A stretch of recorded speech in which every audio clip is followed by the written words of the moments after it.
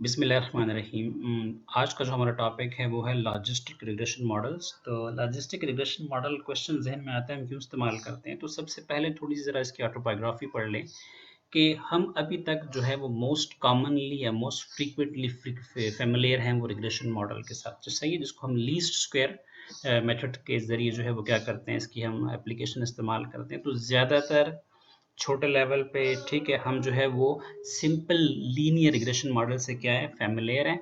तो simple linear regression model हम कब इस्तेमाल करते हैं, इसकी एक वजाहत आपको करते चलें कि जब आपका मेन वेरिएबल, यानी जिसको आप डिपेंडेंट वेरिएबल भी कहते हैं, जिसको आप रिस्पांस वेरिएबल भी कहते हैं, मतलब रिग्रेशन मॉडल का जो एनालिसिस है हम तब तक इस्तेमाल करते रहते हैं जब आपका मेन वेरिएबल जो होता है वो क्या होता है, कॉन्टिन्यूस होता है। उसकी नेचर कॉन्टिन्यूस होती है, जिस तरह ब्लड प्रेशर हो जाता है, ठीक है, टेम्परेचर हो जाता है, इनकम हो जाती है, तमाम वेरिएबल जो हैं कॉन्टिन्यूस में आते हैं।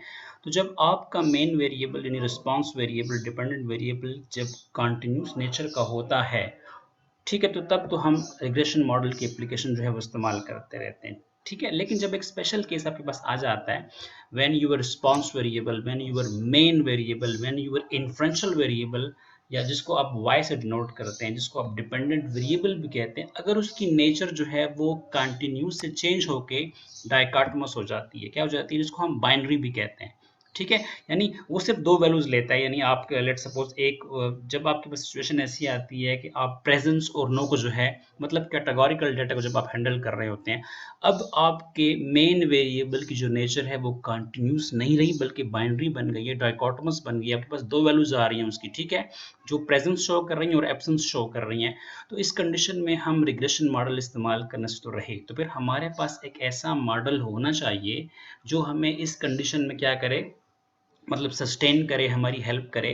तो it is an important points to be noted down कि सच सिचुएशंस जहां पे आपका मेन वेरिएबल डाइकोटोमस हो जाएगा, सिर्फ दो ऑप्शंस लेगा, जिसमें प्रेजेंस और एब्सेंस को जो है हम क्या करेंगे, मतलब मोस्ट कॉमनली इस्तेमाल करेंगे, तो वहां पे आपने रिग्रेशन मॉडल को खैर बात कह देना है, वहां पे रिग्रेशन मॉडल की एप्लीकेशन जो होंगी वो यूजफुल नहीं होंगी। तो फिर उस कंडीशन में हमने लॉजिस्टिक रिग्रेशन मॉडल का इस्तेमाल करना है, ठीक है। ये इसके अल्टरनेट नेम्स हैं, इसको हम बाइनरी लॉजिस्टिक मॉडल्स भी कहते हैं और इसको हम लॉजिट मॉडल के नाम से भी जानते हैं। ये तीनों जो है एक ही मतलब दे रहे होते हैं, इसमें कोई कन्फ्यूजन का जो है वो पहलू जो है वो नहीं होना चाहिए। अच्छा, आते हैं अपने पॉइंट की तरफ कि हमारा जो मेन वेरिएबल है वाई, जिसके मतलब हमने इन्फ्रेंसेस ड्रॉ करने होते हैं, इसमें यहाँ पे सिर्फ दो वैल्यूज आएंगी, कितनी आएंगी, जीरो लेगा और एक लेगा वन। अच्छा, जीरो जो है वो एब्सेंस को शो कर रहा होता है, चूंकि मैं आपको बता चुका हूँ कि यहाँ पे आपके वेरिएबल्स होंगे वो कैटेगोरिकल्स होंगे, ठीक है। तो जीरो जो होगा वो एब्सेंस शो करेगा, मतलब आपकी जो करेक्टरिस्टिक यहाँ पे एब्सेंट है, और वन जो होगा वो आपकी करेक्टरिस्टिक्स की जो है वो प्रेजेंस शो करेगा, ठीक है। मोस्ट कॉमनली इसकी जो एप्लीकेशन है मेडिकल वाले ज़्यादा इस्तेमाल करते हैं। लेट्स सपोज आप एक डेटा लेते हैं जो डिजीज से मतलब है, ठीक है। तो आपने ब्लड प्रेशर की डिजीज़ के ऊपर जो है कुछ डेटा कलेक्ट किया, तो जिनको ब्लड प्रेशर का मर्ज था उसके लिए आपने वन लिखा, और कुछ ऐसे पेशेंट्स या कुछ ऐसे सब्जेक्ट्स होंगे जिनको ब्लड प्रेशर का मसला नहीं था, तो डेफिनेटली रिकॉर्डिंग तो आपने इंफॉर्मेशन तो वहाँ से भी आपने रिसीव की, तो वहाँ पे फिर आपने उसको जीरो का ऑप्शन कलेक्ट करना है कि इसको ब्लड प्रेशर का मसला नहीं है। जब ऐसा डेटा होता है कि आपके पास दो रिस्पॉन्स जो है वो आते हैं, मतलब एब्सेंस एंड प्रेजेंस, इसके अलावा हमारा कोई सरोकार नहीं होता, तो फिर उसको हम जो है वो डाइकोटोमस भी कहते हैं, उसको हम बाइनरी भी कहते हैं, और इसको हम इंडिकेटर वेरिएबल्स भी कहते हैं, क्योंकि ये हमें जस्ट इंडिकेट कर रहा होता है, यानी वन हमें इंडिकेट करता है कि ब्लड प्रेशर का मसला जो है यहाँ पे क्या है, प्रेजेंट है, और जीरो हमें ये इंडिकेट करता है कि यहाँ पे ब्लड प्रेशर का मसला नहीं है। तो इस बिहाफ पे इसको आप इंडिकेटर वेरिएबल भी कह सकते हैं, इसको आप डमी वेरिएबल्स भी कह सकते हैं, यानी जस्ट आपने डमी मतलब आर्टिफिशियल आपने डमीज लिए हैं, यानी वन जो है प्रेजेंस को शो कर रहा है, जीरो जो है वो एब्सेंस को शो कर रहा है। अब आते हैं इंडिपेंडेंट वेरिएबल्स की तरफ, जिसको हम एक्सप्लेनेटरी वेरिएबल्स भी कहते हैं, जिसको आप प्रेडिक्टर वेरिएबल्स भी कह सकते हैं। उसकी नेचर के ऊपर बात करेंगे तो लॉजिस्टिक रिग्रेशन मॉडल में आपके पास जो इंडिपेंडेंट वेरिएबल्स होते हैं वो भी बाइनरी होंगे, क्या होंगे, मतलब उनके भी दो ऑप्शंस होंगे, यानी येस और नो में होंगे, प्रेजेंस और एब्सेंस भी होंगे, ठीक है, यानी डाइकोटोमस होंगे।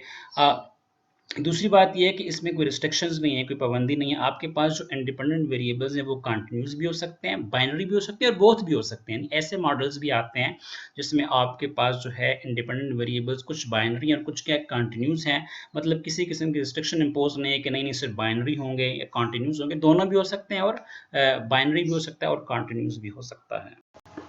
अच्छा, यहाँ पे एक बात काबिल गौर है, मैं बताना भूल गया। जैसा आप रिग्रेशन मॉडल का जब आप ग्राफ बनाते हैं तो वो जस्ट एक लाइन शो करता है क्योंकि वो लीनियर होता है, ठीक है। एक बात आपने यहाँ याद रखनी है कि जब आप लॉजिस्टिक रिग्रेशन मॉडल का ग्राफ बनाएंगे तो इसका जो ग्राफ होता है वो एस शेप होता है। क्या होता है उसकी शेप? एस शेप होती है। जो मैंने क्या कहते हैं वो थंबनेल में जो पिक्चर लगाई हुई है ना, जस्ट लाइक एग्जैक्टली एक एस बना के जो है वो इसका जो है वो शेप बन रहा होता है, ठीक है। This is the model of logistic regressions.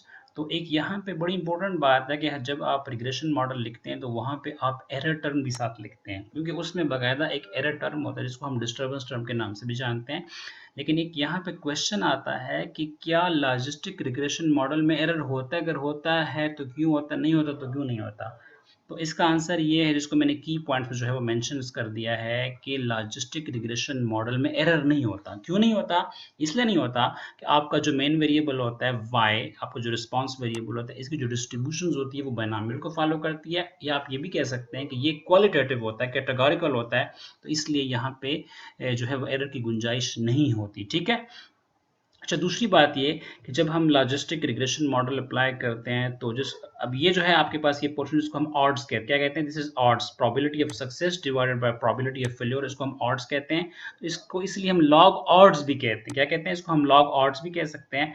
तो लॉजिस्टिक रिग्रेशन मॉडल जब हम फिट करते हैं तो इसके लिए स्पेशली फिर हम ऑड्स रेशियो भी फाइंड करते हैं। क्या फाइंड करते हैं? क्योंकि वो उसके साथ जो है वो फिर क्या है, होली सोली जो है वो कनेक्टेड है, जरूरी हो जाती है, ठीक है। Odds ratio is mostly used after applying the applications of logistic regression models or logic model, because odd is the influence of logic model. जब आप logic model का influence देखना चाहेंगे तो उस influence को देखने के लिए फिर आपको odds जो है वो calculate करना पड़ेगा, और उसके बाद आपको जो है वो odds ratio भी देखना पड़ेगा, ठीक है। odds ratio पे जो है वो लेक्चर मौजूद है, आप उसको जो है वो देख सकते हैं। तो लॉजिस्टिक रिग्रेशन मॉडल्स के मतलब इन्फॉर्मेशन इतनी ही, थोड़ा सा इंट्रोडक्शन मैंने कराया था। तो बाकी जब डीप जाना पड़ेगा तो फिर डेफिनेटली फिर हाई लेवल पे जो है वो आपको हम जो है वो लेके चलेंगे, ठीक है। अपनी दुआओं में याद रखिएगा। अस्सलाम वालेकुम।